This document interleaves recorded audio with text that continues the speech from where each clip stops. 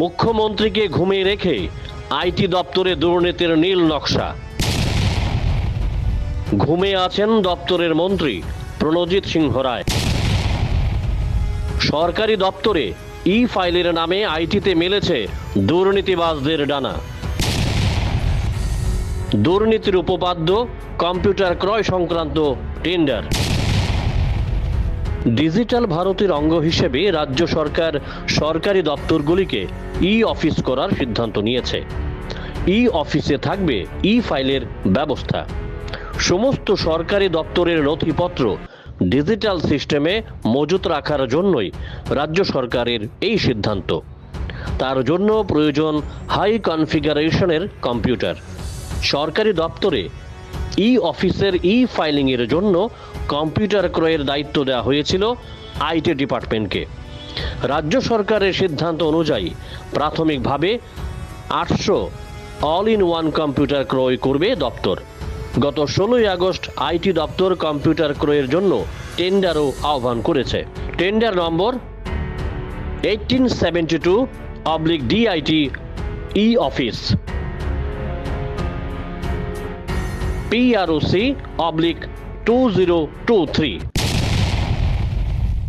IT ডিপার্টমেন্টের আহ্বান করা টেন্ডারের টেকনিক্যাল শর্তগুলি থেকেই আতশ কাচের নিচে স্পষ্ট হয়ে উঠছে দুর্নীতি।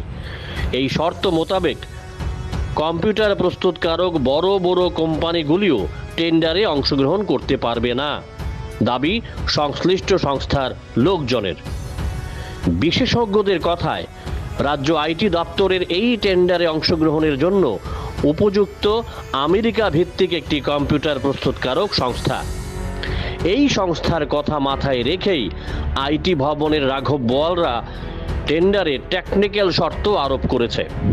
দেশে অবস্থানরত আমেরিকা ভিত্তিক কম্পিউটার প্রস্তুতকারক সংস্থাটির সদর দপ্তর বেঙ্গালুরুতে। শোনা যায় এই সংস্থার কর্মকর্তাদের সঙ্গে নাকি আগে থেকেই সম্পর্কের সলতে পাকিয়ে নিয়েছেন আইটি ভবনের কুশীলবরা। এমনই গুঞ্জন ইনফরমেশন টেকনোলজি চত্বরে।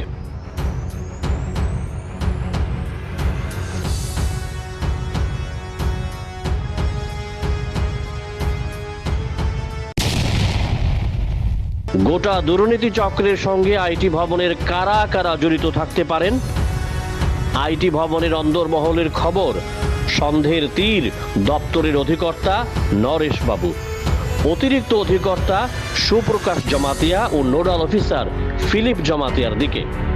আইটি দপ্তরের অতিরিক্ত অধিকর্তা সুপ্রকাশ জমাতিয়া যে কত বড় গুণধর তা জানেন এই রাজ্যের মানুষ। তার রয়েছে প্রচুর দুর্নীতির উপাখ্যান। টেন্ডার অনুযায়ী ই ফাইলের জন্য অল ইন ওয়ান কম্পিউটার ক্রয় করার সিদ্ধান্ত নিয়েছে আইটি দপ্তর। বিশেষজ্ঞদের কথায় বহু আগেই দেশের বিভিন্ন রাজ্য এবং বড় বড় বেসরকারি শিল্প প্রতিষ্ঠান অল ইন ওয়ান কম্পিউটারকে অচল মুদ্রার মতো টেকনোলজির কুঁড়ের ঘরে ছড়ে ফেলে দিয়েছে। তারা এখন পুনরায় নর্মাল কম্পিউটার সিস্টেমকে ব্যবহার করছে কার্যক্ষেত্রে। কম্পিউটার বাজারে তথ্য অনুযায়ী অল ইন ওয়ান সিস্টেমের প্রতিটি কম্পিউটারের সর্বোচ্চ দাম প্রায় 80,000 টাকা।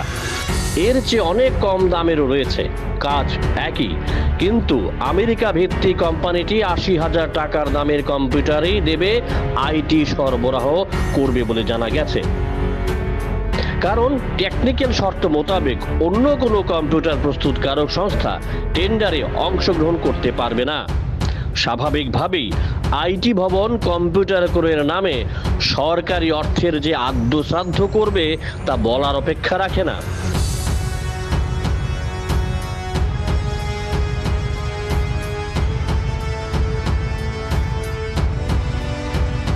কম্পিউটার ইঞ্জিনিয়ারদের বক্তব্য, অল ইন ওয়ান কম্পিউটারে একটি চিপ নষ্ট হলেই গোটা সিস্টেম বিকল হয়ে পড়বে।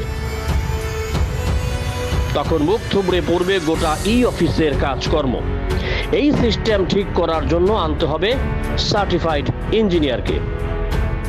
তাতে সার্ভিসের ক্ষেত্রেও সরকারকে দ্বিগুণ টাকা গুনতে হবে।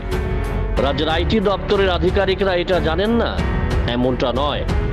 অভিযোগ, তারা নাকি রাজ্যের মুখ্যমন্ত্রীকে ঘুমিয়ে রেখে উপরি রোজগারের জন্য কাগজি কলমে সরকারি কোষাগার লুট করার পরিকল্পনা নিয়েছে। গোটা বিষয়টি নিয়ে মুখ্যমন্ত্রী পুনরায় খতিয়ে দেখলেই পাহাড় সমান দুর্নীতির হাত থেকে বেঁচে যাবে রাজ্য সরকার। কারণ আমেরিকান কোম্পানিটি রাজ্যকে অল ইন ওয়ান কম্পিউটার দিয়ে প্রথম ধাপে হাতিয়ে নেবে প্রায় 5 কোটি টাকা।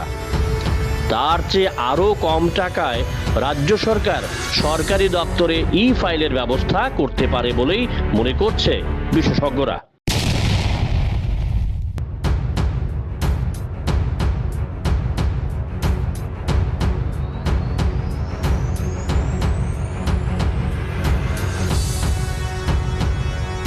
Bureau report, jam 24 news.